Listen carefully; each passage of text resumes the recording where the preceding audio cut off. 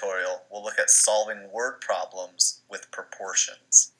The first word problem we will look at is Tim earned $86.50 working 9 hours. How long will it take him to earn $200 to buy the bike that he wants? For this word problem, we will follow a 5-step process. The first step will be to understand what actually needs to be found to solve the problem. Secondly, we will define the variable. Next, we will write an equation, which will be a proportion. After that, we will solve the equation or solve our proportion. And lastly, we will interpret our solution. Let's first begin by understanding what actually needs to be found to solve this problem. Generally, this can be found within the question that is at the end of the word problem. In the question, we see that we need to determine how long it will take Tim to earn $200. Next, we need to define our variable. The unknown in this problem is how long it will take Tim to earn $200. So we will have T represent the hours worked to earn $200. Now we will write an equation, which will be a proportion. This is where we have to go into the word problem and determine how we are going to use the information. Let's start at the beginning. Tim earned $86.50 working 9 hours. We can write a ratio using this information. So we can have the ratio 86 and 50 hundredths over 9.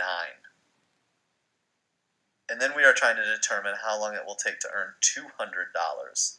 So we know 200, we do not know how much time though, so our second ratio will be 200 over t. One thing that is important as we are writing our proportion is that our units must align. So in this problem, 86, 50, and 200 are both money, and 9 and t are both time. Technically, we could have 9 and t as numerators and 86, 50, and 200 as denominators, so long as the units line up. That is what is important. Now that we have our equation or proportion, let's solve it. We are going to use cross multiplication to solve for t in this proportion. So 86 and 50 hundredths times t is 86 and 50 hundredths t. And we know that has to be equal to 200 times 9, which is 1,800. Now to solve the equation, we can divide each side by 86 and 50 hundredths, leaving us with t equals 20 and 8 tenths. So we have successfully solved our equation and found that t equals 20 and 8 tenths. Now we need to interpret our solution. Remember, the ultimate goal was to determine how long it would take to earn $200. This was represented by the variable t, and we determined that t equals 20 and 8 tenths. So it will take Tim about 21 hours to make the $200. Let's solve another word problem. Derek got 91 out of 102 questions right on his first math test. He got the same grade on the second math test, but there were only 34 questions. How many questions did he get right on the second test? Let's begin by understanding what actually needs to be found to solve this problem. We can see contained in the question at the end of the word problem that what we need to find is how many questions he got right on the second test. Now we need to define the variable. Because the questions he got right on the second test is the unknown, we will set r to represent the questions he got right on the second test. Now we will write our equation or proportion. This is where we'll jump into the word problem itself and determine how we will use the information.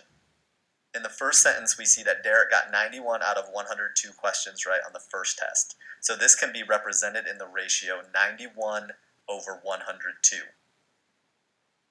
Then we see he got the same grade on the second math test, so that is why it's going to be a proportion, but there were only 34 questions. So that can be represented by the ratio r, because that represents how many he got right on the second test, over 34, which is how many questions were in the second test. Again, we have to make sure that our units align. On the numerator, 91 and r both represent the questions correct on the tests, and our denominators represent how many questions total on each test. So we have to make sure that our units align. Now we will solve our equation or proportion by using cross multiplication. We will start by multiplying 102 and r, which is 102r, and that will equal 91 times 34, which is 3,094. To solve this equation, we divide each side by 102, leaving us with r equals 30 and 33 hundredths. So we have successfully solved our equation and found that r equals 30 and 33 hundredths. Now we need to interpret our solution. Our goal is to determine how many questions Derek got right on the second test. This was represented by the variable r, and we found r to equal 30 and 33 hundredths.